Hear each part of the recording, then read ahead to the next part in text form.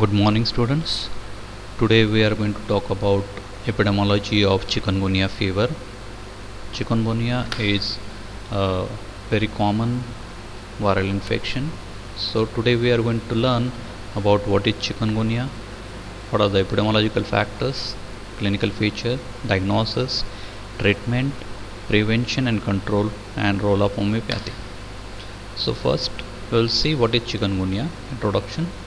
So chikungunya is a viral disease transmitted to the human being by the infected mosquito bites, where it mainly causes fever along with severe joint pains including muscle pain, headache, nausea, fatigue as well as rash. So these are the most important symptoms which are typically seen in chikungunya. Chikungunya is a mosquito-borne viral disease, also called arthropod-borne viral disease, which typical attack was first seen in 1952 in southern Tanzania. It's a type of RNA virus, belongs to alphavirus genus from family Togavirus, the same family where the dengue belongs. Now the name chikungunya is derived from Kimakonde language, which means to become contorted. That means the name has been given because the chikungunya patients are become seen to be stooped in appearance with a severe joint pain. Arthralgia के वजह से they are being presenting with a doubling of bending posture, which is being typically seen in chikungunya patients, and that's why the name has been given like chikungunya. Now we'll see what is the problem statement. The picture which is being seen globally. Chikungunya is very common in Africa, Asia and Indian subcontinent. It was less common before 2000, but it has started increasing after 2000, and the first epidemic which has been typically seen is February 2005, which was a major outbreak of chikungunya occurred in the islands of Indian Ocean and followed by a larger outbreak in 2006 and 7. Several other countries in the Southeast Asia were also affected. Since 2005, India, Indonesia, Maldives, Myanmar and Thailand reported about 2 million cases. The proximity of the mosquito breeding site to the human habitation is one of the important risk factor why this was being started increasing so rapidly. So these dark green spots are the major areas where chikungunya is commonly being seen.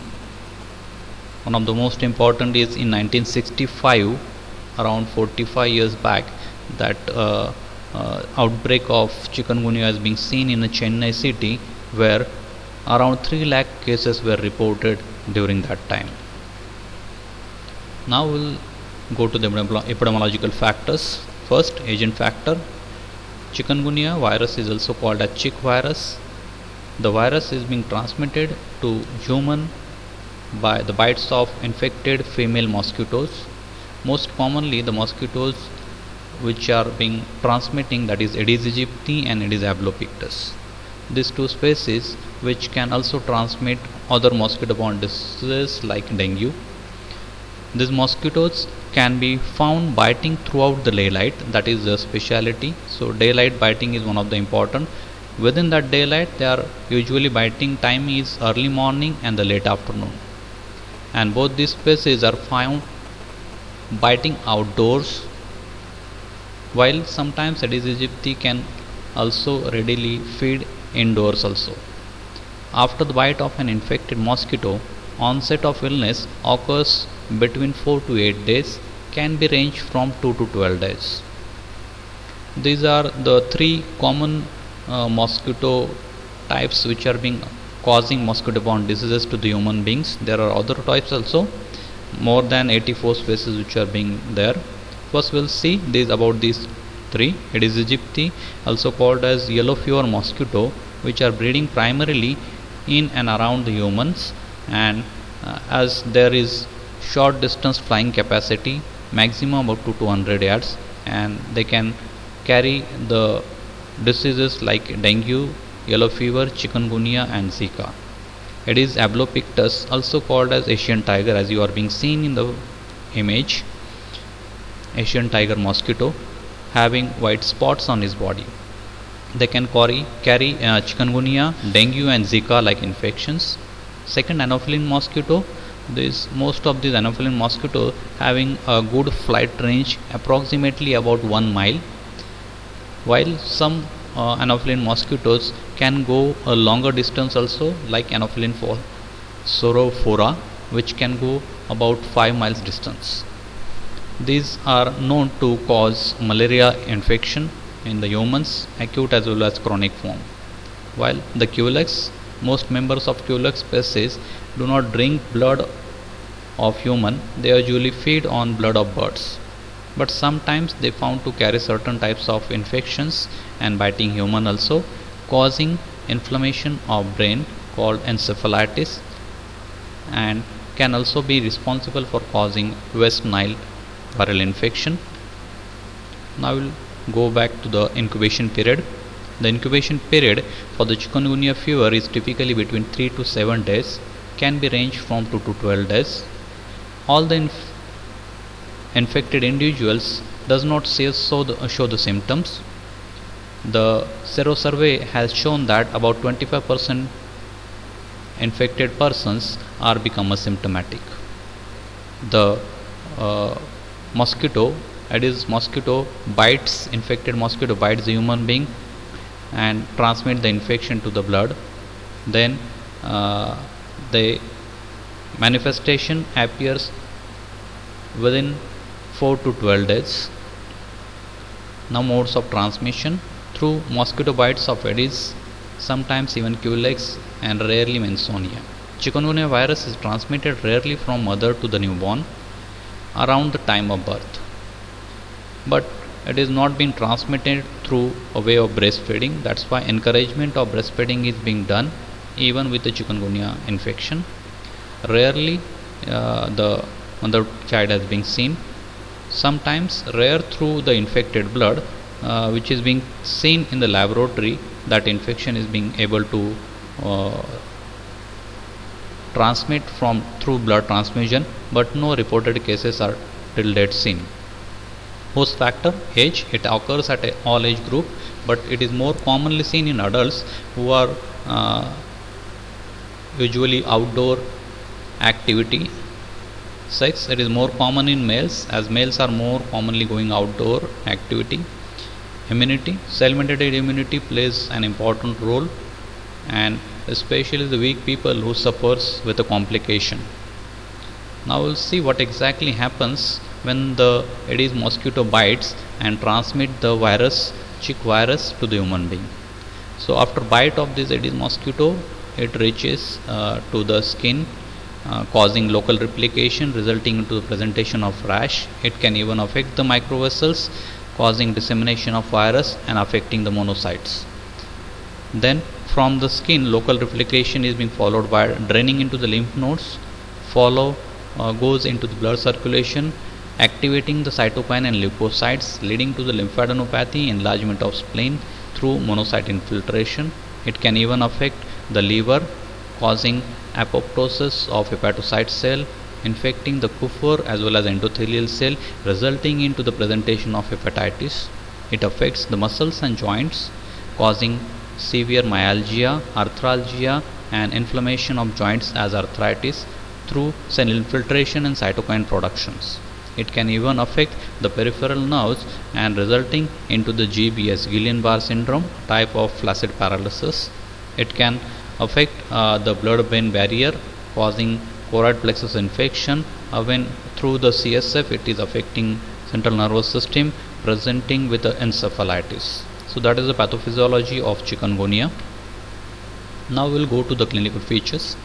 So symptoms of chikungunya infection, which starts with a sudden onset of fever, where temperature range typically more than 38.9 degrees Celsius, that is approximately 102 degree Fahrenheit. The fever typically lasts from several days to 2 weeks and can be presenting in a biphasic manner, which means fever goes up, reaches normal, again goes up and comes normal. So fever presenting with chills, headache, nausea, backache, and even sometimes conjunctivitis. In this, adenopathy is common, and 60 to 80% patients present with morbilliform rash.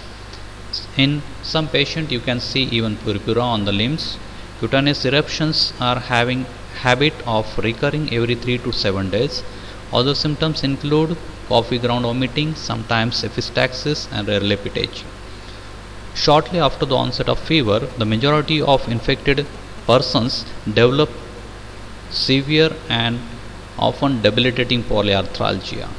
The joint pains are usually symmetric in presentation and occurs most commonly in the wrist, elbow, fingers, knees and ankles, but can also affect the other proximal joints, leading to the typical doubling of presentation. Arthritis with joint swelling is also commonly seen in chikungunya. The lower extremity arthralgia can be severely disabling, resulting in a slow, broad-based and halting gait, which can persist for months to years. So prominent symptoms seen, especially in adult, is arthropathy, and that is one of the most important thing what you see with the cases of chikungunya. Arthropathy is manifested with pain, swelling and stiffness of joints, especially the metacarpophalangeal joint, wrist, elbow, shoulder, knee, ankle and metatarsal joints. So as we have been seen that this chikungunya infection can cause acute infection as well as chronic infection. So we'll see what exactly happens in this. The infected mosquito bites the human being, releasing the virus into the blood. It is affecting primarily lymph nodes, along with it affects the macrophages and monocytes, affecting the blood and causing acute presentation in the form of either encephalitis, hepatitis, persistent infection of the spleen, muscle joint, resulting into arthralgia, myalgia through first pathway. And some of these chick viruses remain there in the macrophages as well as in the muscle in the persistent form, and these persistent forms of chick virus is being responsible for causing persistent inflammation in the synovial tissue, resulting into severe debilitating arthralgia. The rash of chikungunya. Whenever the rash occurs after the onset of the fever, which is typically of maculopapular in form, presenting in the form of morbilliform rash as you are being seen in the picture, involving especially the trunk and extremities, but can also be seen on the palms, sole and face.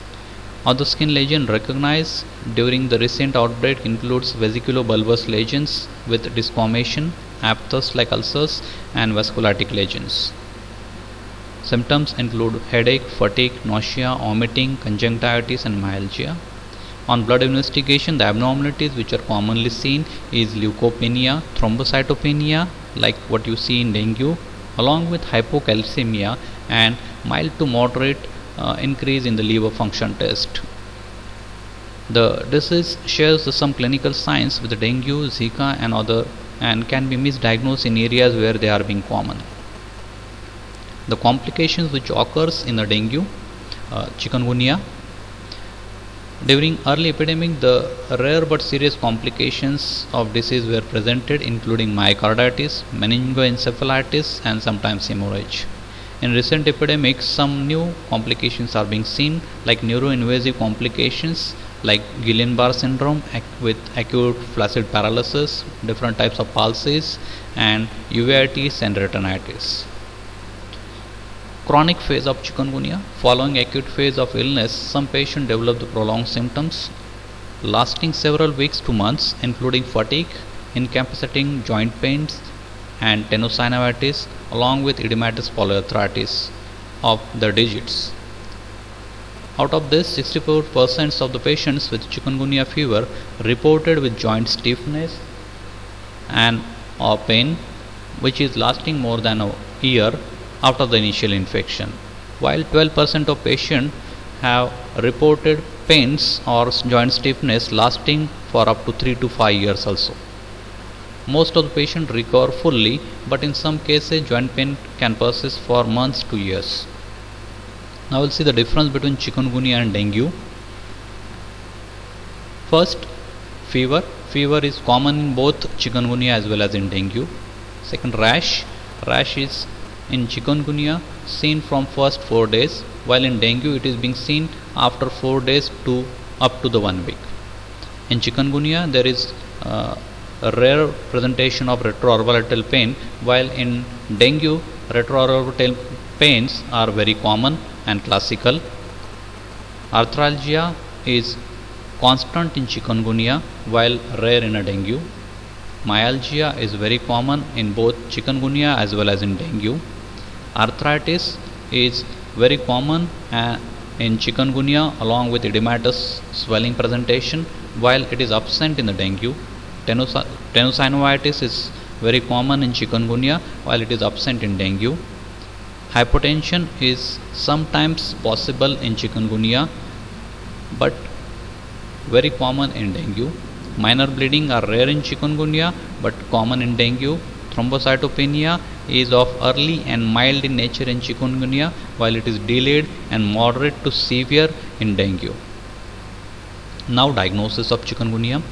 Infections with chikungunya virus infection is confirmed by detection of the virus, either viral RNA or chikungunya virus specific antibodies in the samples. The type of testing performed typically dictated the timing and volume of samples available.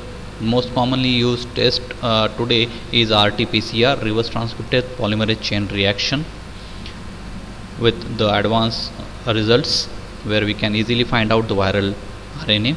Chikungunya virus infection causes high levels of viremia, which is lasting for 4 to 6 days. In some patients it can even persist for up to 12 days. Now we'll go to the treatment of chikungunya. There is no specific antiviral drug treatment for chikungunya. Treatment is directed primarily at relieving the symptoms, which including the joint pain, mainly use of antipyretic, optimal analgesics and fluid, which is being commonly used in cases of chikungunya. There is no commercial chikungunya vaccine which is being used. Now prevention and control. The proximity of the mosquito vector breeding sites to the human habitation is one of the important risk factors, as we have already seen. For prevention and control, reducing the number of natural and artificial water-filled container habitats which is being supporting the breeding of mosquito need to be done. This requires mobilization of affected communities. During outbreaks, insecticides can be sprayed to kill mosquitoes, applied to the surfaces in and around the containers where the mosquitoes land, and used to treat water in containers to kill the immature larvae. Prevention and control. Next is what we need to do for protection during outbreak of chikungunya. Clothing which minimizes the skin exposure to day biting vector is advised.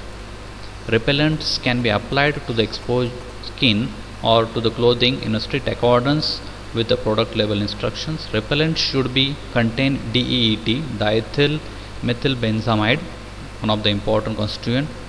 For those who sleep during the daytime, particularly young children or sick or older people, insecticide treated mosquito nets are very useful. Mosquito coils or other insecticide vaporizers can reduce the indoor biting. Basic precautions should be taken by people traveling to the risk areas or endemic areas, includes use of repellent, wearing of long sleeves and plants, and ensuring rooms are fitted with screens to prevent mosquitoes from entering. Now last, homeopathy. What we can do as a homeopath in cases of chikungunya. So homeopathy is having a very good scope in cases of chikungunya. Many common remedies which are being seen on your screen, like Eupatorium perfoliatum, Pyrogenum, Restox, Cedron, Influenza, China, Arnica, Belladonna, Bryonia, Arsenic, Oxymum sanctum. These are some of the remedies which can be useful in cases of chikungunya.